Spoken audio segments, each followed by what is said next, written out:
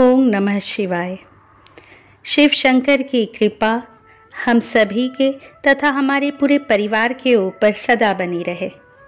दोस्तों, भगवान श्री भोलेनाथ की हम सभी पर विशेष कृपा है, इसलिए तो हम इस पावन सावन के महीने में हमें शिव पुराण के श्रवण करने का अवसर मिला है।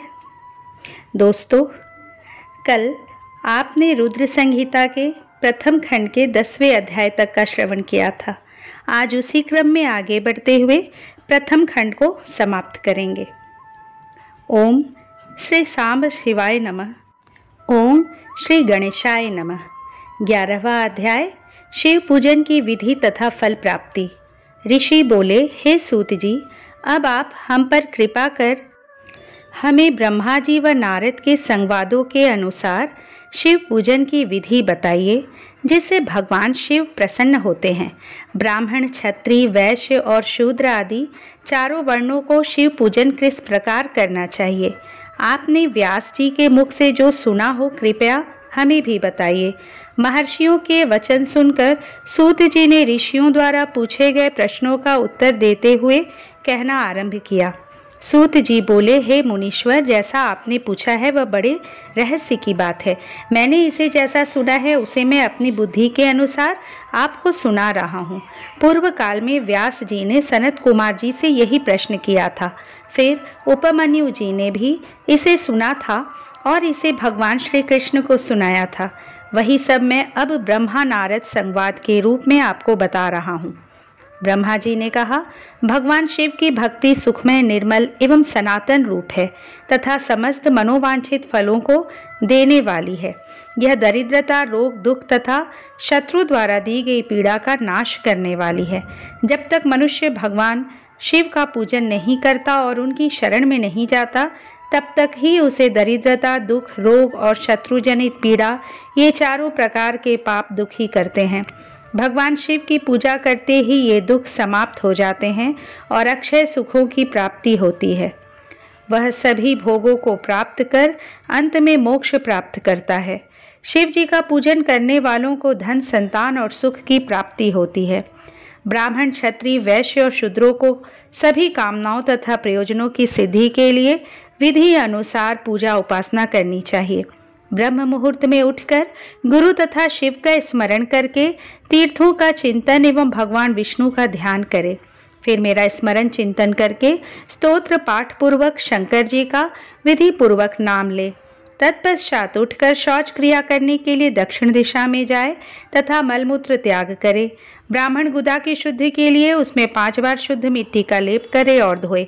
क्षत्रिय 4 बार, वैश्य 3 बार, शूद्र 2 बार, यही क्रम करे। तत्पश्चात बाएं हाथ में 10 बार और दोनों हाथों में 7 बार मिट्टी लगाकर धोए। प्रत्येक पैर में 3-3 बार मिट्टी लगाए। स्त्रियों को भी इसी प्रकार क्रम करते हुए शुद्ध मिट्टी से हाथ पैर धोने चाहिए। ब्राह्मण को 12 अंगुल, क्षत्रिय को 11, वैश्य को 10, शूद्र को 9 अंगुल की दातुन करनी चाहिए। षष्ठी, अमावस्या, नवमी व्रत के दिन, सूर्यास्त के समय, रविवार और श्राद्ध के दिन दातुन न करे। दातुन के पश्चात जलाशय में जाकर स्नान करे तथा विशेष देश काल आने पर मंत्रोच्चार पूर्वक स्नान करे। फिर एकांत स्थान पर बैठकर विधि पूर्वक संध्या करे तथा इसके उपरांत विधि विधान से शिव पूजन का कार्य आरंभ करे। तदुपरांत मन को सुस्थिर करके पूजा गृह में प्रवेश करे तथा आसन पर बैठे। सर्वप्रथम गणेश जी का पूजन करे, उसके उपरांत शिव जी की स्थापना करे। 3 बार आचमन कर 3 प्राणायाम करते समय त्रिनेत्रधारी शिव का ध्यान करे। महादेव जी के 5 मुख, 10 भुजाएं और जिनके स्फटिक के समान उज्जवल कांति है। सब प्रकार के आभूषण उनके श्रीअंगों को विभूषित करते हैं तथा वे बाघंबर बांधे हुए हैं। फिर प्रणव मंत्र अर्थात ओंकार से शिव जी की पूजा आरंभ करें। पाद्य, आर्ध्य और आचमन के लिए पात्रों को तैयार करें। 9 कलश स्थापित करें तथा उन्हें कुशाओं से ढककर रखें। कुशाओं से जल लेकर ही सबका प्रक्षालन करें। तत्पश्चात सभी कलशों में शीतल जल डालें। खस और चंदन को पाद्य पात्र में रखें। चमेली के फूल, शीतल चीनी, कपूर, बड़ की जड़ तथा तमाल का चूर्ण बना ले और आचमनीय के पात्र में डाले। इलायची और चंदन को तो सभी पात्रों में डाले। देवाधिदेव महादेव जी के सामने नंदीश्वर का पूजन करें। गंध, धूप तथा दीपों द्वारा भगवान शिव की आराधना आरंभ करें। सद्यो जातं प्रपद्यामि मंत्र से शिव जी का आवाहन करें। ओम वामदेवाय नमः मंत्र द्वारा भगवान महेश्वर को आसन पर स्थापित करें। फिर ईशानः सर्व विद्यानम मंत्र से आराध्य देव का पूजन करें। पाद्य और आचमनी अर्पित कर अर्घ्य दे। तत्पश्चात गंध और चंदन मिले हुए जल को भगवान शिव को विधि पूर्वक स्नान कराए। तत्पश्चात पंचामृत से भगवान शिव को स्नान कराए। पंचामृत के पांचों तत्वों दूध, दही, शहद, गन्ने का रस तथा घी से नहलाकर महादेव जी के प्रणव मंत्र को बोलते हुए उनका अभिषेक करें। जल पात्रों में शुद्ध व शीतल जल ले। सर्वप्रथम महादेव जी के लिंग पर कुश, अपमार्ग, कपूर, चमेली, चंपा, गुलाब, सफेद कनेर, बेला, कमल और उत्पल पुष्पों एवं चंदन को चढ़ाकर पूजा करें। उन पर अनवरत जल की धारा गिरने की भी व्यवस्था करें। जल से भरे पात्रों से महेश्वर को नहलाए। मंत्रों से भी पूजा करनी चाहिए। ऐसी पूजा समस्त अभिष्ट फलों को देने वाली है। पावमान मंत्र, रुद्र मंत्र, नील रुद्र मंत्र, पुरुष सूक्त, श्री सूक्त, अथर्वशीर्ष मंत्र, शांति मंत्र, भारुंड मंत्र, स्थंतर साम, मृत्युंजय मंत्र एवं पंचाक्षर मंत्रों से पूजन करें। शिवलिंग पर 1 सहस्त्र या 100 जलधाराएं गिराने की व्यवस्था करें। स्फटिक के समान निर्मल, अविनाशी, सर्वलोकमय परम देव जो आरंभ और अंत से हीन तथा रोगियों के औषधि के समान है, जिन्हें शिव के नाम से पहचाना जाता है एवं जो शिवलिंग के रूप में विख्यात है, उन भगवान शिव के मस्तक पर धूप, दीप, नैवेद्य और तांबूल आदि मंत्रों द्वारा अर्पित करें। अर्घ्य देकर भगवान शिव के चरणों में फूल अर्पित करें। फिर महेश्वर को प्रणाम कर आत्मा से शिव जी की आराधना करें और प्रार्थना करते समय हाथ में फूल लें। भगवान शिव से क्षमा याचना करते हुए कहे, हे कल्याणकारी शिव, मैंने अनजाने में अथवा जानबूझकर जो जप तप पूजा आदि सत्कर्म किए हो, आपकी कृपा से वे सफल हो। हर्षित मन से शिव जी को फूल अर्पित करें, स्वस्ति वाचन करें, अनेक आशीर्वाद ग्रहण करें। भगवान शिव से प्रार्थना करें कि प्रत्येक जन्म में मेरी शिव में भक्ति हो तथा शिव ही मेरे शरणदाता हो। इस प्रकार परम भक्ति से उनका पूजन करें। फिर सपरिवार भगवान को नमस्कार करें। जो मनुष्य भक्ति पूर्वक प्रतिदिन भगवान शिव की पूजा करता है, उसे सब सिद्धियां प्राप्त होती हैं। उसे मनोवांछित फलों की प्राप्ति होती है। उसके सभी रोग, दुख, दर्द और कष्ट समाप्त हो जाते हैं। भगवान शिव की कृपा से उपासक का कल्याण होता है। भगवान शंकर की पूजा से मनुष्यों में सद्गुणों की वृद्धि होती है। यह सब जानकर नारद अत्यंत प्रसन्न होते हुए अपने पिता ब्रह्मा जी को धन्यवाद देते हुए बोले कि आपने मुझ पर कृपा कर मुझे शिव पूजन की अमृत विधि बताई है। शिव भक्ति समस्त भोग और मोक्ष प्रदान करने वाली है। अध्याय 12 देवताओं को उपदेश देना। नारद जी बोले, ब्रह्मा जी, आप धन्य हैं क्योंकि आपने अपनी बुद्धि को शिव चरणों में लगा रखा है। कृपा कर इस आनंदमय विषय का वर्णन विस्तार पूर्वक पुनः कीजिए। ब्रह्मा जी ने कहा, हे नारद, एक समय की बात है, मैंने सब ओर से देवताओं और ऋषियों को बुलाया और क्षीर सागर के तट पर भगवान विष्णु की स्तुति कर उन्हें प्रसन्न किया।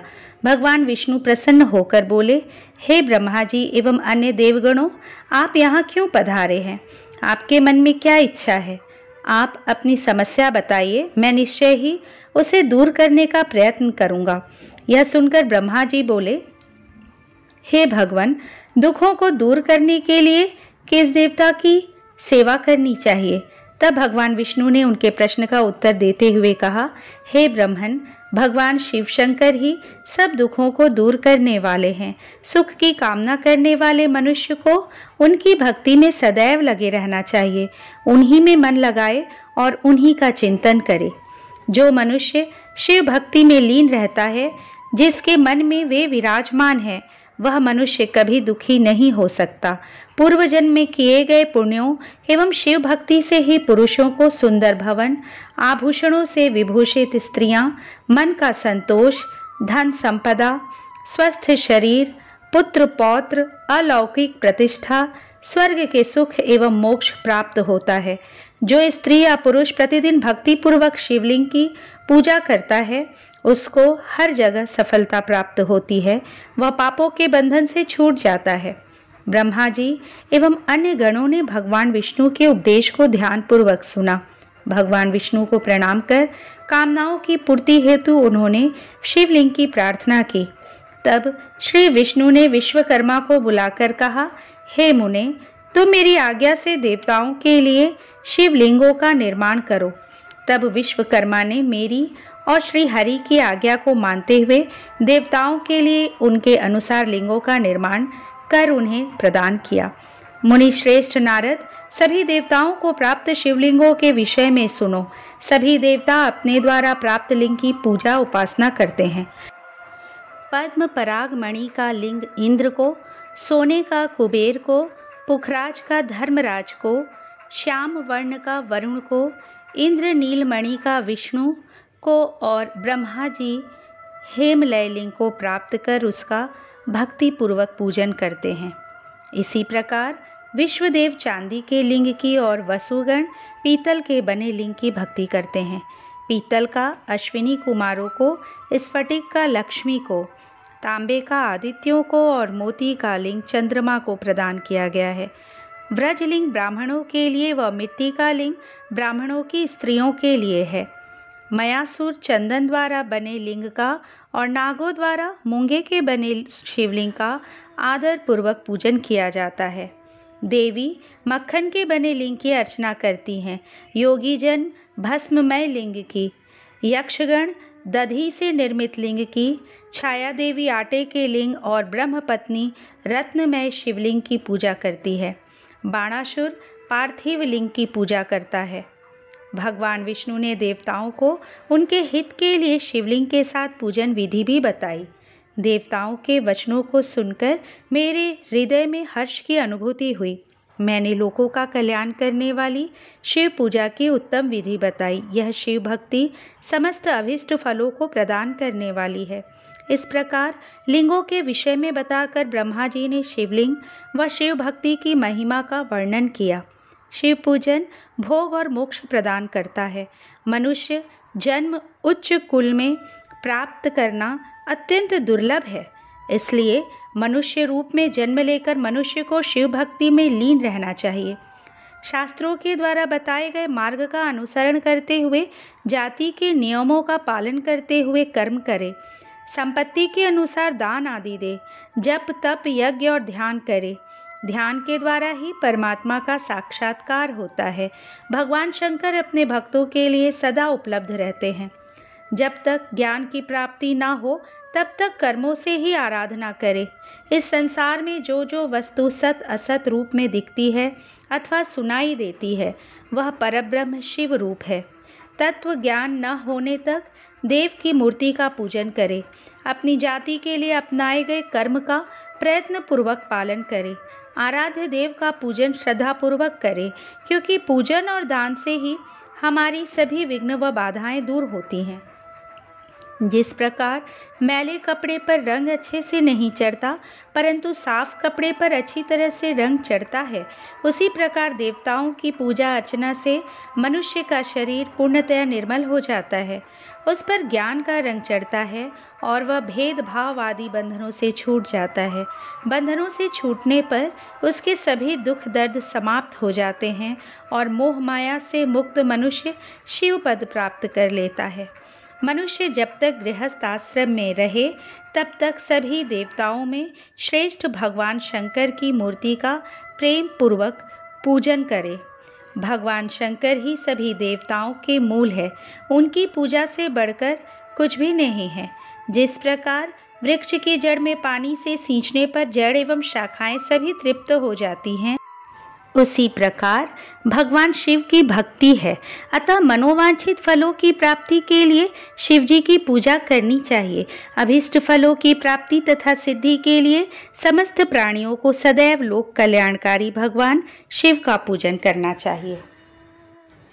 13वां अध्याय शिव पूजन की श्रेष्ठ विधि। ब्रह्मा जी कहते हैं, हे नारद, अब मैं शिव पूजन की सर्वोत्तम विधि बताता हूँ। यह विधि समस्त अभीष्ट तथा सुखों को प्रदान करने वाली है। उपासक ब्रह्म मुहूर्त में उठकर जगदम्बा पार्वती और भगवान शिव का स्मरण करे। दोनों हाथ जोड़कर उनके सामने सिर झुकाकर भक्ति पूर्वक प्रार्थना करे, हे देवेश उठिए, हे त्रिलोकीनाथ उठिए, मेरे हृदय में निवास करने वाले देव उठिए और पूरे ब्रह्मांड का मंगल करिए। हे प्रभु, मैं धर्म अधर्म को नहीं जानता हूँ, आपकी प्रेरणा से ही मैं कार्य करता हूँ। फिर गुरु चरणों का ध्यान करते हुए कमरे से निकलकर शौच आदि से निवृत्त हो, मिट्टी और जल से देह को शुद्ध करे, दोनों हाथों और पैरों को धोकर दातून करे तथा 16 बार जल की अंजलियों से मुंह को धोए। ये कार्य सूर्योदय से पूर्व ही करे। हे देवताओं और ऋषियों, षष्ठी, प्रतिपदा, अमावस्या, नवमी और रविवार के दिन दातुन न करे। नदी अथवा घर में समय से स्नान करे। मनुष्य को देश और काल के विरुद्ध स्नान नहीं करना चाहिए। रविवार, श्राद्ध, संक्रांति, ग्रहण, महादान और उपवास वाले दिन गर्म जल में स्नान न करे। क्रम से वारों को देखकर ही तेल लगाए। जो मनुष्य नियम पूर्वक रोज तेल लगाता है, उसके लिए तेल लगाना किसी भी दिन दूषित नहीं है। सरसों के तेल को ग्रहण के दिन प्रयोग में न लाए। इसके उपरांत स्नान पूर्व या उत्तर की ओर मुख करके करे। स्नान के उपरांत स्वच्छ अर्थात धुले हुए वस्त्र को धारण करे। दूसरों के पहने हुए अथवा रात में सोते समय पहने वस्त्रों को बिना धुले धारण न करे। स्नान के बाद पितरों एवं देवताओं को प्रसन्न करने हेतु तर्पण करे। उसके बाद धुले हुए वस्त्र धारण करे और आचमन करे। पूजा हेतु स्थान को गोबर आदि से लीपकर शुद्ध करे। वहां लकड़ी के आसन की व्यवस्था करे। ऐसा आसन अभिष्ट फल देने वाला होता है। उस आसन पर बिछाने के लिए मृग अर्थात हिरण की खाल की व्यवस्था करे। उस पर बैठकर भस्म से त्रिपुंड लगाए। त्रिपुंड से जप तप तथा दान सफल होता है। त्रिपुंड लगाकर रुद्राक्ष धारण करे। तत्पश्चात मंत्रों का उच्चारण करते हुए आचमन करे। पूजा सामग्री को एकत्रित करे। फिर जल, गंध और अक्षत के पात्र को दाहिने भाग में रखें। फिर गुरु की आज्ञा लेकर और उनका ध्यान करते हुए सपरिवार शिव का पूजन करें। विघ्न विनाशक गणेश जी का बुद्धि सिद्धि सहित पूजन करें। ओम गणपतये नमः का जाप करके उन्हें नमस्कार करें तथा क्षमा याचना करें। कार्तिकेय एवं गणेश जी का एक साथ पूजन करें तथा उन्हें बारंबार नमस्कार करें। फिर द्वार पर स्थित लंबोदर नामक द्वारपाल की पूजा करें। तत्पश्चात भगवती देवी की पूजा करें। चंदन, कुमकुम, धूप, दीप और नैवेद्य से शिव जी का पूजन करें। प्रेम पूर्वक नमस्कार करें। अपने घर में मिट्टी, सोना, चांदी, धातु या अन्य किसी धातु की शिव प्रतिमा बनाएं। भक्ति पूर्वक शिव जी की पूजा कर उन्हें नमस्कार करें। मिट्टी का शिवलिंग बनाकर विधि पूर्वक उसकी स्थापना करें तथा उसकी प्राण प्रतिष्ठा करें। घर में भी मंत्रोच्चार करते हुए पूजा करनी चाहिए। पूजा उत्तर की ओर मुख करके करनी चाहिए। आसन पर बैठकर गुरु को नमस्कार करें। अर्ध्य पात्र से शिवलिंग पर जल चढ़ाएं। शांत मन से पूर्ण श्रद्धावनत होकर महादेव जी का आवाहन इस प्रकार करें। जो कैलाश के शिखर पर निवास करते हैं और पार्वती देवी के पति हैं, जिनके स्वरूप का वर्णन शास्त्रों में है, जो समस्त देवताओं के लिए पूजित हैं, जिनके 5 मुख, 10 हाथ तथा प्रत्येक मुख पर 3-3 नेत्र हैं, जो सिर पर चंद्रमा का मुकुट और जटा धारण किए हुए हैं, जिनका रंग कपूर के समान है, जो बाघ की खाल बांधते हैं, जिनके गले में वासुकी नामक नाग लिपटा है, जो सभी मनुष्यों को शरण देते हैं और सभी भक्तगण जिनकी जय जयकार करते हैं, जिनका सभी वेद और शास्त्रों में गुणगान किया गया है। ब्रह्मा विष्णु जिनकी स्तुति करते हैं, जो परम आनंद देने वाले तथा भक्त वत्सल हैं, ऐसे देवों के देव महादेव भगवान शिव जी का मैं आवाहन करता हूँ। इस प्रकार आवाहन करने के पश्चात उनका आसन स्थापित करें। आसन के बाद शिव जी को पाद्य और अर्घ्य दे। पंचामृत के द्रव्यों द्वारा शिवलिंग को स्नान कराए तथा मंत्रों सहित द्रव्य अर्पित करे। स्नान के पश्चात सुगंधित चंदन का लेप करे तथा सुगंधित जलधारा से उनका अभिषेक करे। फिर आचमन कर जल दे और वस्त्र अर्पित करे। मंत्रों द्वारा भगवान शिव को तिल, जौ, गेहूं, मूंग और उड़द अर्पित करे। पुष्प चढ़ाएं। शिव जी के प्रत्येक मुख पर कमल, शतपत्र, शंख पुष्प, कुश पुष्प, धतुरा, मंदार, द्रोण पुष्प, तुलसी दल तथा बेलपत्र चढ़ाकर पराभक्ति से महेश्वर की विशेष पूजा करें। बेलपत्र समर्पित करने से शिव जी की पूजा सफल होती है। तत्पश्चात सुगंधित चूर्ण तथा सुवासित तेल बड़े हर्ष के साथ भगवान शिव को अर्पित करे। गुग्गुल और अगर की धूप दे, घी का दीपक जलाए। प्रभु शंकर, आपको हम नमस्कार करते हैं। आप अर्घ्य को स्वीकार करके मुझे रूप दीजिए, यश दीजिए और भोग व मोक्ष रूप फल प्रदान कीजिए। यह कहकर अर्घ्य अर्पित करे। नैवेद्य व तांबूल अर्पित करे। 5 बत्ती की आरती करे। 4 बार पैरों में, 2 बार नाभि के सामने, 1 बार मुख के सामने तथा संपूर्ण शरीर में 7 बार आरती दिखाएं। तत्पश्चात शिव जी की परिक्रमा करें। हे प्रभु शिव शंकर, मैंने अज्ञान से अथवा जानबूझकर जो पूजन किया है वह आपकी कृपा से सफल हो। हे भगवान, मेरे प्राण आप में लगे हैं। मेरा मन सदा आपका ही चिंतन करता है। हे गौरीनाथ, भूतनाथ, आप मुझ पर प्रसन्न होइए। प्रभु, जिनके पैर लड़खड़ाते हैं उनका आप ही एकमात्र सहारा है। जिन्होंने कोई भी अपराध किया है उनके लिए आप ही शरणदाता है। यह प्रार्थना करके पुष्पांजलि अर्पित करें तथा पुनः भगवान शिव को नमस्कार करें। देवेश्वर प्रभु, अब आप परिवार सहित अपने स्थान को पधारें तथा जब पूजा का समय हो तब पुनः यहाँ पधारें। इस प्रकार भगवान शंकर की प्रार्थना करते हुए उनका विसर्जन करें और उस जल को अपने हृदय में लगाकर मस्तक पर लगाएं। हे महर्षियों, इस प्रकार मैंने आपको शिव पूजन की सर्वोत्तम विधि बता दी है जो भोग और मोक्ष प्रदान करने वाली है। ऋषिगण बोले, हे ब्रह्मा जी, आप सर्वश्रेष्ठ हैं। आपने हम पर कृपा कर शिव पूजन की सर्वोत्तम विधि का वर्णन हमसे किया, जिसे सुनकर हम सब कृतार्थ हो गए। 14वां अध्याय, पुष्पों द्वारा शिव पूजा का महात्म्य। ऋषियों ने पूछा, हे महाभाग, अब आप यह बताइए कि भगवान शिव जी की किन किन फूलों से पूजा करनी चाहिए। विभिन्न फूलों से पूजा करने पर क्या क्या फल प्राप्त होते हैं। सूत जी बोले, हे ऋषियों, यही प्रश्न नारद जी ने ब्रह्मा जी से किया था। ब्रह्मा जी ने उन्हें पुष्पों द्वारा शिव जी की पूजा के महात्म्य को बताया। ब्रह्मा जी ने कहा, नारद, लक्ष्मी अर्थात धन की कामना करने वाले मनुष्य को कमल के फूल, बेलपत्र, शतपत्र और शंख पुष्प से भगवान शिव का पूजन करना चाहिए। 1,00,000 पुष्पों द्वारा भगवान शिव की पूजा होने पर सभी पापों का नाश हो जाता है और लक्ष्मी की प्राप्ति होती है। 1,00,000 फूलों से शिव जी की पूजा करने से मनुष्य को संपूर्ण अभिष्ट फलों की प्राप्ति होती है। जिसके मन में कोई कामना न हो वह उपासक इस पूजन से शिव स्वरूप हो जाता है। मृत्युंजय मंत्र के 5,00,000 जाप पूरे होने पर महादेव के स्वरूप के दर्शन हो जाते हैं। 1,00,000 जाप से शरीर की शुद्धि होती है। दूसरे लाख के जाप से पहले जन्म की बातें याद आ जाती हैं। तीसरे लाख जाप के पूर्ण होने पर इच्छा की गई सभी वस्तुओं की प्राप्ति हो जाती है। चौथे लाख जाप पूर्ण होने पर भगवान शिव सपनों में दर्शन देते हैं। 5वां लाख जाप पूरा होने पर वे प्रत्यक्ष दर्शन देते हैं। मृत्युंजय मंत्र के 10,00,000 जाप करने से संपूर्ण फलों की सिद्धि होती है।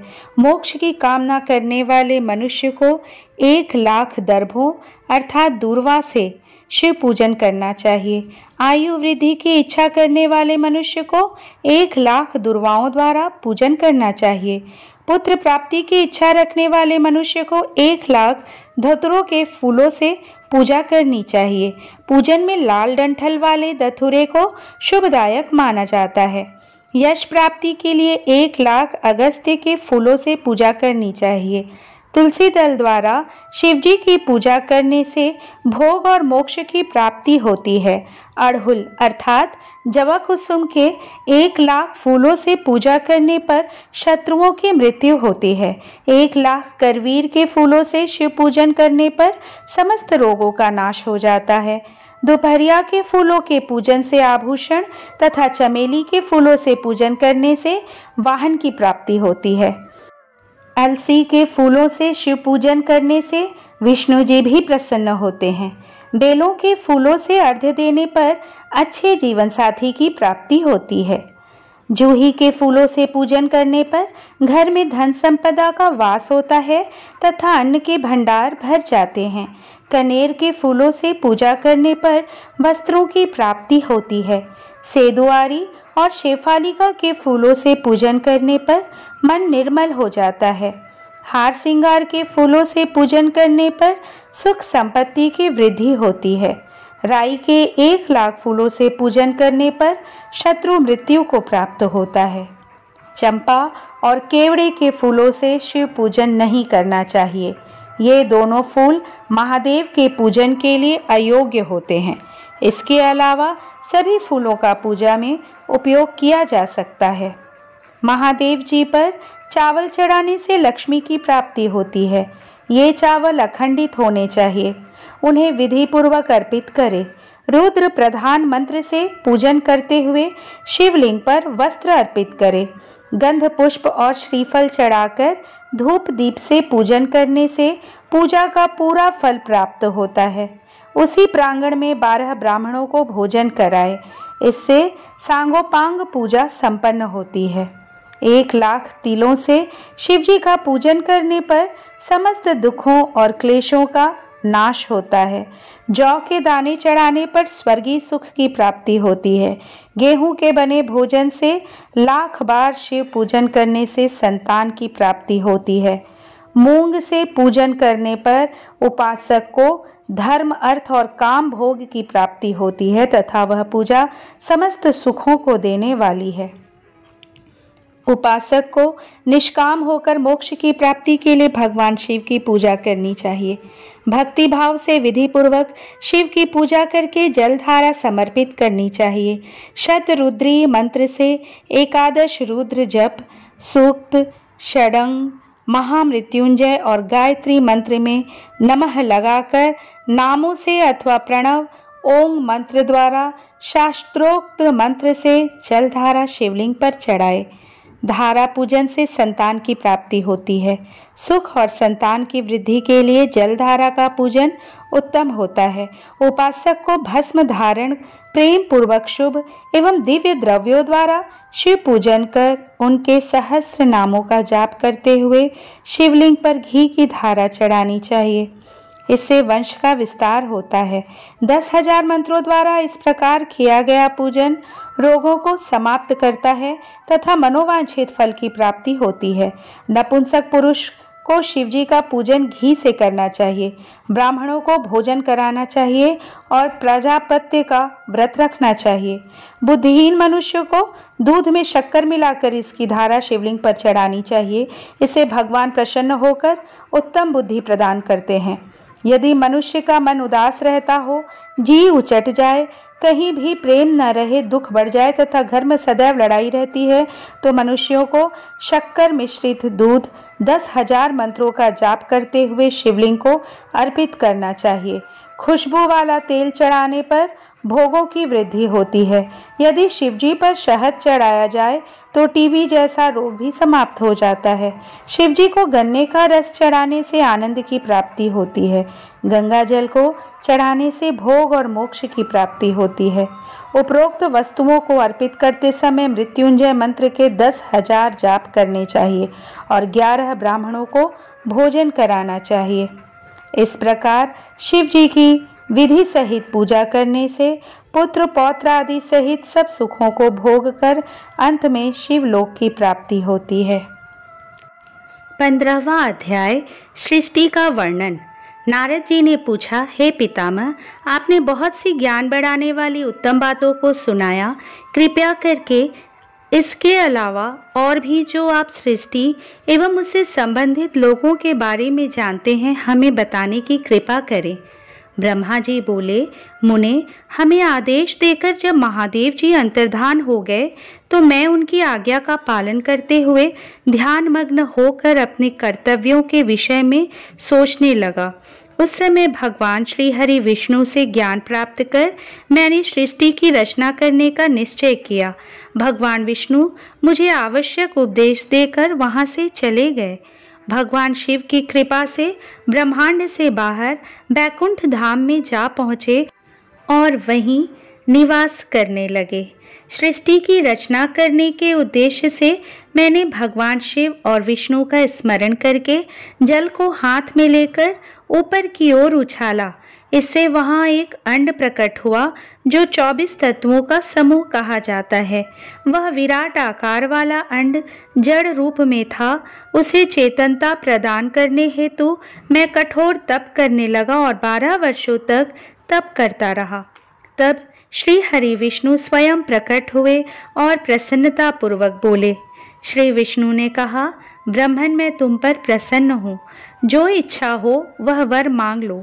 भगवान शिव की कृपा से मैं सब कुछ देने में समर्थ हूँ। ब्रह्मा बोले, महाभाग, आपने मुझ पर बड़ी कृपा की है। भगवान शंकर ने मुझे आपके हाथों में सौंप दिया है। आपको मैं नमस्कार करता हूँ। कृपा कर इस विराट 24 तत्वों से बने अंड को चेतना प्रदान कीजिए। मेरे ऐसा कहने पर श्री विष्णु ने अनंत रूप धारण कर अंड में प्रवेश किया। उस समय उनके सहस्रों मस्तक, सहस्त्र आंखें और सहस्त्र पैर थे। उनके अंड में प्रवेश करते ही वह चेतन हो गया। पाताल से सत्यलोक तक अंड के रूप में वहां विष्णु भगवान विराजने लगे। अंड में विराजमान होने के कारण विष्णु जी वैराज पुरुष कहलाए। पंचमुख महादेव ने अपने निवास हेतु कैलाश नगर का निर्माण किया।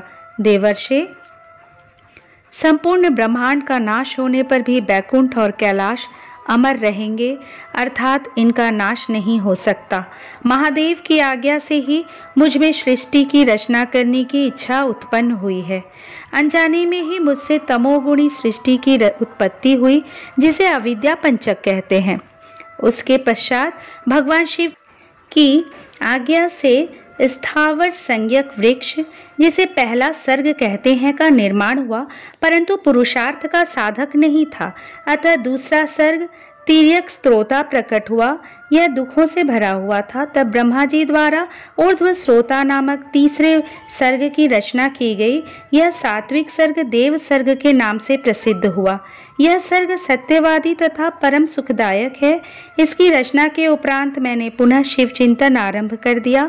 तब एक रजोगुणी सृष्टि का आरंभ हुआ जो अर्वाक स्त्रोता नाम से विख्यात हुआ। इसके बाद मैंने 5 विकृत सृष्टि और 3 प्राकृत सर्गों को जन्म दिया। पहला महतत्व, दूसरा भूतों और तीसरा वैकारिक सर्ग है। इसके अलावा 5 विकृत सर्ग है।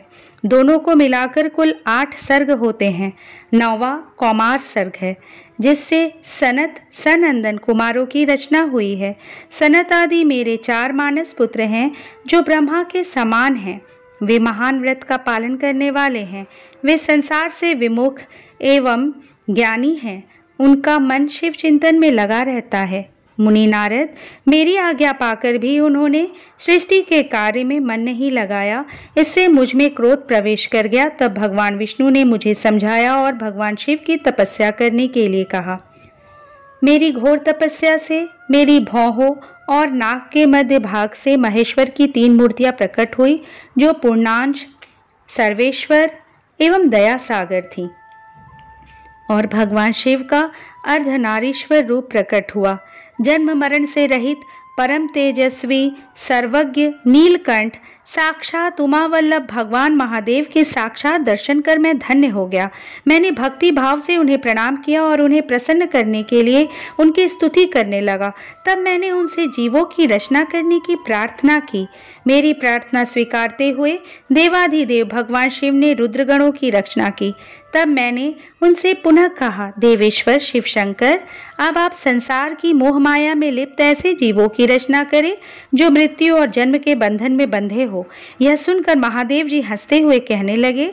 शिव जी ने कहा, हे ब्रह्मा, मैं जन्म और मृत्यु के भय में लिप्त जीवों की रचना नहीं करूंगा, क्योंकि वे जीव संसार रूपी बंधन में बंधे होने के कारण दुखों से युक्त होंगे।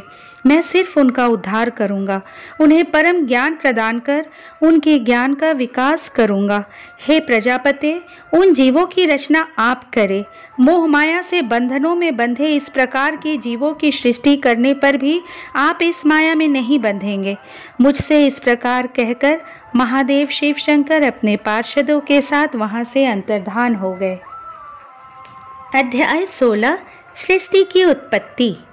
ब्रह्मा जी बोले, नारद, शब्द आदि पंचभूतों द्वारा पंचकरण करके उनके स्थूल आकाश, वायु, अग्नि, जल और पृथ्वी, पर्वत, समुद्र, वृक्ष और कला आदि से युगों और कालों की मैंने रचना की तथा और भी कई पदार्थ मैंने बनाए। उत्पत्ति और विनाश वाले पदार्थों का भी मैंने निर्माण किया है। परंतु जब इससे भी मुझे संतोष नहीं हुआ तो मैंने माँ अम्बा सहित भगवान शिव का ध्यान करके सृष्टि के अन्य पदार्थों की रचना की और अपने नेत्रों से मरीच को, हृदय से भृगु को, सिर से अंगिरा को, कान से मुनिश्रेष्ठ पुलह को, उदान से पुलत्स्य को, समान से वशिष्ठ को, अपान से कृतु को, दोनों कानों से अत्रि को, प्राण से दक्ष को और गोद से तुमको, छाया से कर्दम मुनि को उत्पन्न किया। अब समाधानों के साधन धर्म को भी मैंने अपने संकल्प से प्रकट किया। मुनिश्रेष्ठ, इस तरह साधकों की रचना करके महादेव जी की कृपा से मैंने अपने को कृतार्थ माना। मेरे संकल्प से उत्पन्न धर्म मेरी आज्ञा से मानव का रूप धारण कर साधन में लग गए। इसके उपरांत मैंने अपने शरीर के विभिन्न अंगों से देवता व असुरों के रूप में अनेक पुत्रों की रचना करके उन्हें विभिन्न शरीर प्रदान किए। तत्पश्चात भगवान शिव की प्रेरणा से मैं अपने शरीर को 2 भागों में विभक्त कर 2 रूपों वाला हो गया। मैं आधे शरीर से पुरुष व आधे से नारी हो गया। पुरुष स्वयंभू मनु नाम से प्रसिद्ध हुए एवं उच्च कोटि के साधक कहलाए। नारी रूप से शतरूपा नाम वाली योगिनी एवं परम तपस्विनी स्त्री उत्पन्न हुई। मनु ने वैवाहिक विधि से अत्यंत सुंदरी शतरूपा का पाणी ग्रहण किया और मैथुन द्वारा सृष्टि को उत्पन्न करने लगे। उन्होंने शतरूपा से प्रियव्रत और उत्तानपाद नाम 2 पुत्र तथा आकुति, देवहूति और प्रसूति नामक 3 पुत्रियां प्राप्त की। आकुति का रुचि मुनि से, देवहूति का कर्दम मुनि से तथा प्रसूति का दक्ष प्रजापति के साथ विवाह कर दिया गया। इनकी संतानों से पूरा जगत चराचर हो गया। रुचि और आकुति के वैवाहिक संबंध में यज्ञ और दक्षिणा नामक स्त्री पुरुष का जोड़ा उत्पन्न हुआ। यज्ञ की दक्षिणा से 12 पुत्र हुए। मुने, कर्दम और देवहूति के संबंध से बहुत सी पुत्रियां पैदा हुई। दक्ष और प्रसूति से 24 कन्याएं हुई। दक्ष ने 13 कन्याओं का विवाह धर्म से कर दिया। ये 13 कन्याएं श्रद्धा, लक्ष्मी, धृति, तुष्टि, पुष्टि, मेधा, क्रिया, बुद्धि, लज्जा, वसु, शांति, सिद्धि और कीर्ति है। अन्य 11 कन्याओं ख्याति, सती, संभुति, स्मृति, प्रीति, क्षमा, संगति, अनसूया, ऊर्जा, स्वाहा और स्वधा का विवाह भृगु, शिव, मरीचि, अंगिरा, पुलत्स्य, पुलह, क्रतु, अत्रि, वशिष्ठ, अग्नि और पितर नामक मुनियों से संपन्न हुआ। इनकी संतानों से पूरा त्रिलोक भर गया। अंबिका पति महादेव जी की आज्ञा से बहुत से प्राणी श्रेष्ठ मुनियों के रूप में उत्पन्न हुए। कल्प भेद से दक्ष की 60 कन्याएं हुई। उनमें से 10 कन्याओं का विवाह धर्म से, 27 का चंद्रमा से, 13 कन्याओं का विवाह कश्यप ऋषि से संपन्न हुआ। नारद, उन्होंने 4 कन्याएं अरिष्टनेमि को ब्याह दी। भृगु, अंगिरा और कुशास्व से 2 कन्याओं का विवाह कर दिया। कश्यप ऋषि की संतानों से संपूर्ण त्रिलोक आलोकित है। देवता, ऋषि, दैत्य, वृक्ष, पक्षी, पर्वत तथा लताएं आदि कश्यप पत्नियों से पैदा हुए हैं। इस तरह भगवान शंकर की आज्ञा से ब्रह्मा जी ने पूरी सृष्टि की रचना की। सर्वव्यापी शिवजी द्वारा तपस्या के लिए प्रकट देवी, जिन्हें रुद्रदेव ने त्रिशूल के अग्रभाग पर रखकर उनकी रक्षा की, वे सती देवी ही दक्ष से प्रकट हुई थी। उन्होंने भक्तों का उद्धार करने के लिए अनेक लीलाएं की। इस प्रकार देवी शिवा ही सती के रूप में भगवान शंकर की अर्धांगिनी बनी, परंतु अपने पिता के यज्ञ में अपने पति का अपमान देखकर उन्होंने अपने शरीर को यज्ञ की अग्नि में भस्म कर दिया। देवताओं की प्रार्थना पर ही वे मां सती पार्वती के रूप में प्रकट हुई और कठिन तपस्या करके उन्होंने पुनः भगवान भोलेनाथ को प्राप्त कर लिया। वे इस संसार में कालिका, चंडिका, भद्रा, चामुंडा, विजया, जया, जयंती, भद्रकाली, दुर्गा, भगवती, कामाख्या, कामदा, अम्बा, मृडानी और सर्वमंगला आदि अनेक नामों से पूजी जाती हैं। देवी के ये नाम भोग और मोक्ष को देने वाले हैं। मुनि नारद, इस प्रकार मैंने तुम्हें सृष्टि की उत्पत्ति की कथा सुनाई है। पूरा ब्रह्मांड भगवान शिव की आज्ञा से मेरे द्वारा रचा गया है। ब्रह्मा, विष्णु और रुद्र आदि तीनों देवता उन्हीं महादेव के अंश है। भगवान शिव निर्गुण और सगुण हैं। वे शिवलोक में शिवा के साथ निवास करते हैं। 17वां अध्याय, पापी गुणनिधि की कथा। सूत जी कहते हैं, हे ऋषियों, तत्पश्चात नारद जी ने विनय पूर्वक प्रणाम किया और उनसे पूछा, भगवान शंकर कैलाश पर कब गए और महात्मा कुबेर से उनकी मित्रता कहाँ और कैसे हुई? प्रभु शिव जी कैलाश पर क्या करते हैं? कृपा कर मुझे बताइए, इसे सुनने के लिए मैं बहुत उत्सुक हूँ। ब्रह्मा जी बोले, हे नारद, मैं तुम्हें चंद्रमौली भगवान शिव के विषय में बताता हूँ। कांपिल्य नगर में यज्ञ दत्त दीक्षित नामक एक ब्राह्मण रहते थे, जो अत्यंत प्रसिद्ध थे। वे यज्ञ विद्या में बड़े पारंगत थे। उनका गुणानिधि नामक एक 8 वर्षीय पुत्र था। उसका यज्ञोपवीत हो चुका था और वह बहुत सी विद्याएं जानता था, परंतु वह दुराचारी और जुआरी हो गया। वह हर वक्त खेलता कूदता रहता था तथा गाने बजाने वालों का साथी हो गया था। माता के बहुत कहने पर भी वह पिता के समीप नहीं जाता था और उनकी किसी आज्ञा को नहीं मानता था। उसके पिता घर के कार्यों तथा दीक्षा आदि देने में लगे रहते थे। जब घर पर आकर अपनी पत्नी से गुणनिधि के बारे में पूछते तो वह झूठ कह देती कि वह कहीं स्नान करने या देवताओं का पूजा करने गया है। केवल एक ही पुत्र होने के कारण वह अपने पुत्र की कमियों को छुपाती रहती थी। उन्होंने अपने पुत्र का विवाह भी करा दिया। माता नित्य अपने पुत्र को समझाती थी। वह उसे यह भी समझाती थी कि तुम्हारी बुरी आदतों के बारे में तुम्हारे पिता को पता चल गया तो वे क्रोध के आवेश में हम दोनों को मार देंगे। परंतु गुणनिधि पर माँ के समझाने का कोई प्रभाव नहीं पड़ता था। एक दिन उसने अपने पिता की अंगूठी चुरा ली और उसे जुए में हार गया। दैवयोग से उसके पिता को अंगूठी के विषय में पता चल गया। जब उन्होंने अंगूठी जुआरी के हाथ में देखी और उससे पूछा तो जुआरी ने कहा, मैंने कोई चोरी नहीं की, अंगूठी तुम्हारे पुत्र ने मुझे दी है। यही नहीं बल्कि उसने और जुआरियों को भी बहुत सारा धन लाकर दे दिया है। परंतु आश्चर्य तो यह है कि तुम जैसे पंडित भी अपने पुत्र के लक्षणों को नहीं जान पाए। यह सारी बातें सुनकर पंडित दीक्षित का सिर शर्म से झुक गया। वे सिर झुकाकर और अपना मुंह ढककर अपने घर की ओर चल दिए। घर पहुंचकर गुस्से से उन्होंने अपनी पत्नी को पुकारा। अपनी पत्नी से उन्होंने पूछा, तेरा लाडला पुत्र कहाँ गया है? मेरी अंगूठी जो मैंने तुम्हें सुबह दी थी वह कहाँ है? मुझे जल्दी से दो। पंडित की पत्नी ने फिर झूठ बोल दिया, मुझे स्मरण नहीं है कि वह कहाँ है। अब तो दीक्षित जी को और भी क्रोध आ गया। वे अपनी पत्नी से बोले, तू बड़ी सत्यवादिनी है, इसलिए मैं जब भी गुणनिधि के बारे में पूछता हूँ तब मुझे अपनी बातों से बहला देती है। यह कहकर दीक्षित जी घर के अन्य सामानों को ढूंढने लगे, किंतु उन्हें कोई वस्तु न मिली क्योंकि वे सब वस्तुएं गुणनिधि जुए में हार चुका था। क्रोध में आकर पंडित ने अपनी पत्नी और पुत्र को घर से निकाल दिया और दूसरा विवाह कर लिया। अध्याय 18, गुणनिधि को मोक्ष की प्राप्ति। ब्रह्मा जी बोले, हे नारद, जब यह समाचार गुणनिधि को मिला तो उसे अपने भविष्य की चिंता हुई। वह कई दिनों तक भूखा प्यासा भटकता रहा। एक दिन भूख प्यास से व्याकुल वह एक शिव मंदिर के पास बैठ गया। एक शिव भक्त अपने परिवार सहित शिव पूजन के लिए विविध सामग्री लेकर वहां आया था। उसने परिवार सहित भगवान शिव का विधि विधान से पूजन किया और नाना प्रकार के पकवान शिवलिंग पर चढ़ाए। पूजन के बाद वे लोग वहां से चले गए तो गुणनिधि ने भूख से मजबूर होकर उस भोग को चोरी करने का विचार किया और मंदिर में चला गया। उस समय अंधेरा हो चुका था, इसलिए उसने अपने वस्त्र को जलाकर उजाला किया।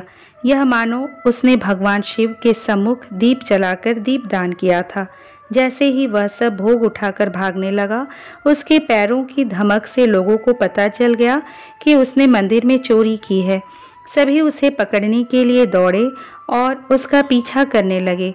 नगर के लोगों ने उसे खूब मारा। उनकी मार को उसका भूखा शरीर सहन नहीं कर सका। उसके प्राण पखेरु उड़ गए। उसके कुकर्मों के कारण यमदूत उसको बांधकर ले जा रहे थे। तभी भगवान शिव के पार्षद वहां आ गए और गुणनिधि को यमदूतों के बंधनों से मुक्त करा दिया। यमदूतों ने शिवगणों को नमस्कार किया और बताया कि यह बड़ा पापी और धर्म कर्म से हीन है। यह अपने पिता का भी शत्रु है। इसने शिव जी के भोग की भी चोरी की है। इसने बहुत पाप किए हैं, इसलिए यह यमलोक का अधिकारी है। इसे हमारे साथ जाने दे ताकि विभिन्न नरकों को यह भोग सके। तब शिव गणों ने उत्तर दिया कि निश्चय ही गुणनिधि ने बहुत से पाप कर्म किए हैं, परंतु इसने कुछ पुण्य कर्म भी किए हैं जो संख्या में कम होने पर भी पाप कर्मों को नष्ट करने वाले हैं। इसने रात्रि में अपने वस्त्र को फाड़कर शिवलिंग के समक्ष दीपक में बत्ती डालकर उसे जलाया और दीपदान किया। इसने अपने पिता के श्रीमुख से एवं मंदिर के बाहर बैठकर शिवगुणों को सुना है और ऐसे ही और भी अनेक धर्म कर्म इसने किए हैं। इतने दिनों तक भूखा रहकर इसने व्रत किया और शिव दर्शन तथा शिव पूजन भी अनेकों बार किया है। इसलिए यह हमारे साथ शिवलोक को जाएगा, वहां कुछ दिनों तक निवास करेगा। जब इसके संपूर्ण पापों का नाश हो जाएगा तो भगवान शिव की कृपा से यह कलिंग देश का राजा बनेगा। अतः यमदूतों, तुम अपने लोक को लौट जाओ। यह सुनकर यमदूत यमलोक को चले गए। उन्होंने यमराज को इस विषय में सूचना दे दी और यमराज ने इसको प्रसन्नतापूर्वक स्वीकार कर लिया।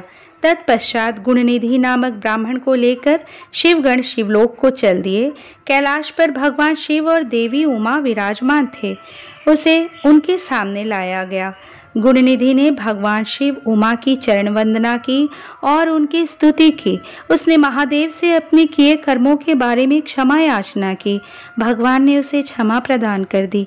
वहां शिवलोक में कुछ दिन निवास करने के बाद गुणनिधि कलिंग देश के राजा अरिंदम के पुत्र दम के रूप में विख्यात हुआ। हे नारद, शिवजी की थोड़ी सी सेवा भी उसके लिए अत्यंत फलदायी हुई। उस गुणनिधि के चरित्र को जो कोई पढ़ता अथवा सुनता है, उसकी सभी कामनाएं पूरी होती हैं तथा वह मनुष्य सुख शांति प्राप्त करता है। 19वां अध्याय, गुणनिधि को कुबेर पद की प्राप्ति। नारद जी ने प्रश्न किया, हे ब्रह्मा जी, अब आप मुझे यह बतलाइए कि गुणनिधि जैसे महापापी मनुष्य को भगवान शिव द्वारा कुबेर पद क्यों और कैसे प्रदान किया गया। हे प्रभु, कृपा कर इस कथा को भी बताइए। ब्रह्मा जी बोले, नारद, शिवलोक में सारे दिव्य भोगों का उपभोग तथा उमा महेश्वर का सेवन कर वह अगले जन्म में कलिंग के राजा अरिंदम का पुत्र हुआ। उसका नाम दम था। बालक दम की भगवान शंकर में असीम भक्ति थी। वह सदैव शिवजी की सेवा में लगा रहता था। वह अन्य बालकों के साथ मिलकर शिव भजन करता। युवा होने पर उसके पिता अरिंदम की मृत्यु के पश्चात दम को राज सिंहासन पर बैठाया गया।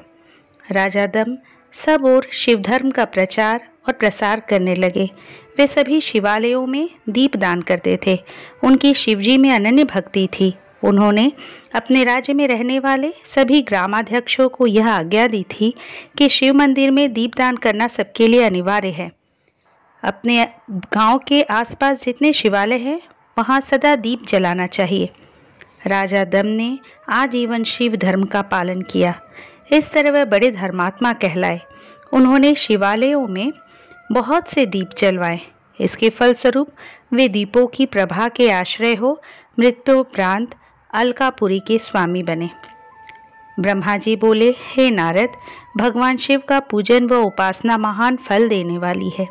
दीक्षित के पुत्र गुणनिधि ने, जो पूर्ण अधर्मी था, भगवान शिव की कृपा पाकर दिक्पाल का पद पा लिया था।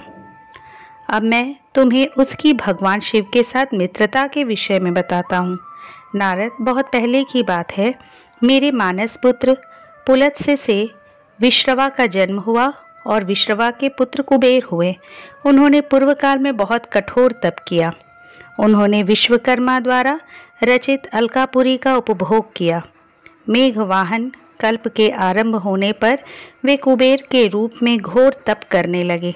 वे भगवान शिव द्वारा प्रकाशित काशीपुरी में गए और अपने मन के रत्नमय दीपों से 11 रुद्रों को उद्बोधित कर वे तन्मयता से शिवजी के ध्यान में मग्न होकर निश्चल भाव से उनकी उपासना करने लगे। वहां उन्होंने शिवलिंग की प्रतिष्ठा की, उत्तम पुष्पों द्वारा शिवलिंग का पूजन किया। कुबेर पूरे मन से तप में लगे थे। उनके पूरे शरीर में केवल हड्डियों का ढांचा और चमड़ी ही बची थी। इस प्रकार उन्होंने 10,000 वर्षों तक तपस्या की। तत्पश्चात भगवान शिव अपनी दिव्य शक्ति उमा के भव्य रूप के साथ कुबेर के पास गए। अलकापति कुबेर मन को एकाग्र कर शिवलिंग के सामने तपस्या में लीन थे। भगवान शिव ने कहा, अलकापते, मैं तुम्हारी भक्ति और तपस्या से प्रसन्न हूँ। तुम मुझसे अपनी इच्छा अनुसार वर मांग सकते हो। यह सुनकर जैसे ही कुबेर ने आंखें खोली तो उन्हें अपने सामने भगवान नीलकंठ खड़े दिखाई दिए। उनका तेज सूर्य के समान था। उनके मस्तक पर चंद्रमा अपनी चांदनी बिखेर रहा था।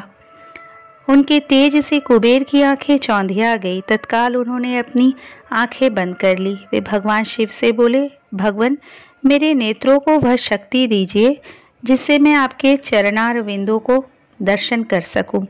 कुबेर की बात सुनकर भगवान शिव ने अपनी हथेली से कुबेर को स्पर्श करके देखने की शक्ति प्रदान की। दिव्य दृष्टि प्राप्त होने पर वे आंखें फाड़ फाड़ कर देवी उमा की ओर देखने लगे। वे सोचने लगे कि भगवान शिव के साथ यह सर्वांग सुंदरी कौन है?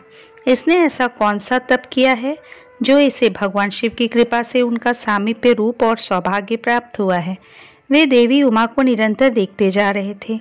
देवी को घूरने के कारण उनकी बाएं आंख फूट गई। शिवजी ने उमा से कहा, उमे, यह तुम्हारा पुत्र है। यह तुम्हें क्रूर दृष्टि से नहीं देख रहा है। यह तुम्हारे तप बल को जानने की कोशिश कर रहा है। फिर भगवान शिव ने कुबेर से कहा, मैं तुम्हारी तपस्या से बहुत प्रसन्न हूँ।